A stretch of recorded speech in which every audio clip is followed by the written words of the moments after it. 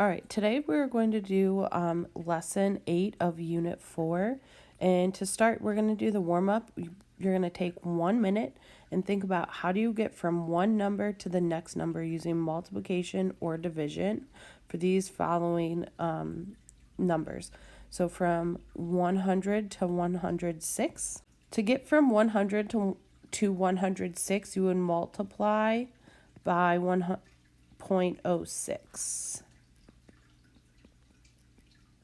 To get from 100 to 90, you would multiply by 0.9 because it's 90% of 100. And then to get from 90 to 100, you would divide by 0.9. And then to get from 106 to 100, you would divide by 1.06. For the main part of this lesson, we are going to talk about interest and depreciation, and you're going to be looking at percent increases and decreases. So what I want you to do is look and read the problems and then try them on your own, and then come back here to check to see how they're solved. So for number 1, money in a particular savings account increases by about 6% after a year. How much money will be in the account after 1 year if the initial amount is $100? What about $50, $200, $125, or X dollars? If you get stuck, consider using diagrams or a table to organize your work. Okay, so I think a table will help keep this organized, but to start, we have $100, which is 100%, and it's going to increase by 6%. So we're actually going to multiply 100 times 1.06 because it's 100% and 6%. So we're going to multiply 100 by 1.06. And we already know from the question above that we get 106. So $106 is how much you would have after 1 year. Okay, if I start with $50, that's my initial amount. My initial amount is always 100%. So I'm going to multiply by 1.06 again because 100% is 50. And then 6% more is how much I'm going to be adding to my savings account. So your initial amount plus that 6%. So 50 times 1.06 is $53. So you're only adding $3 to your account. So now for $200. $200, if you start with $200 in your account, that's the 100%. Now we're adding 6% to that. So you're multiplying by 1.06 because you have 100% and that 6%. And you would get $212 because we have that 100% that we started with, the 200, and we're adding $12, which is 6% of 200. If you start with $125, that would be my 100%, my initial value, and I'm adding 6%, so I'm multiplying by 106%, 1.06, and if I do that, 125 times 1.06 is $132.50.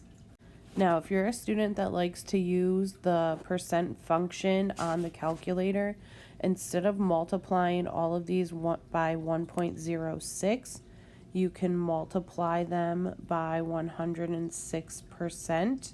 Going back to the original problem, though, where you have to still do the X dollars, that would look like 1.06x.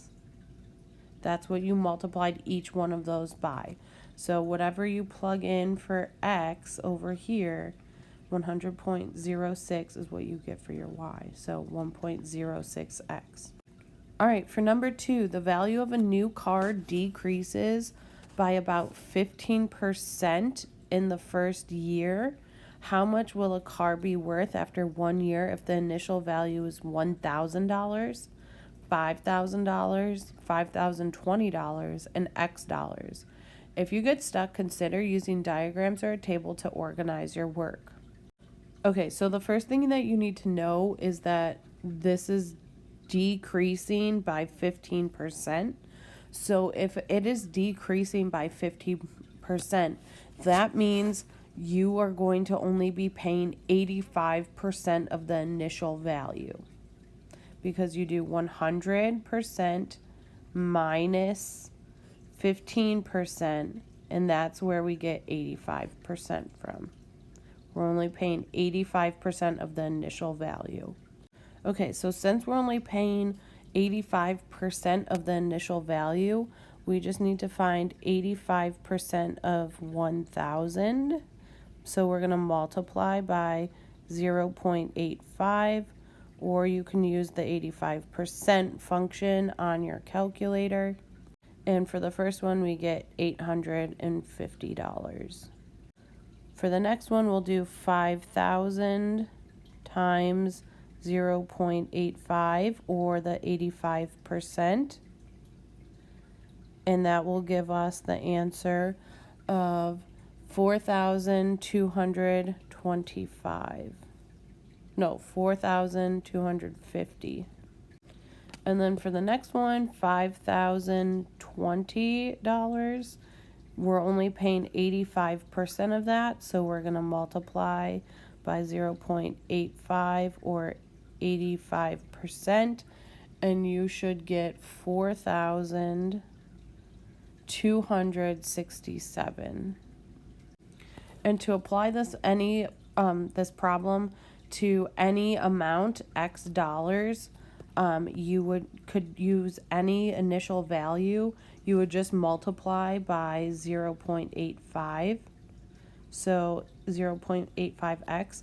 You could start with any initial value and you just need to multiply it by 0.85, or 85%. Okay, so the next one is matching equations. Match an equation to each of these situations. Be prepared to share your reasoning. The water level in a reservoir is now 52 meters. If this is 23% increase, what is the initial depth? So take a minute, try to figure out which of these equations matches with that scenario. Okay, and the situation or the equation that matches is C, because you would multiply. It's an increase. You have 100% plus the 23%, so it's 123% increase equals 52. So that is the equation that matches that situation. For number 2, the snow is 52 inches deep. If this was a 77% decrease, what was the initial depth?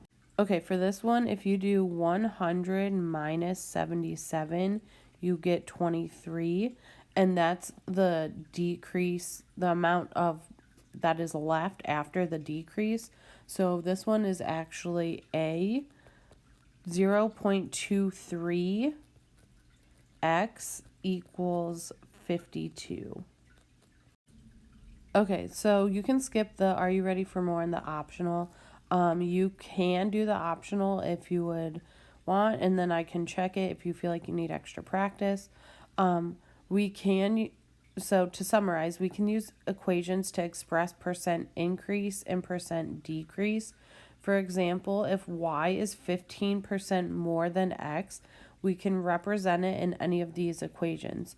So here we have x, which is 100%, plus that 15% x, which is 15% more. Here you'll see we have 1.5x, because that is 115%. So you can easily just multiply instead of doing those two steps, which you would do before, like either add or subtract. You can just multiply in that one step. So 100% would be here, and then that 15% more would be here. for a total of 115%, which is equal to 1.15.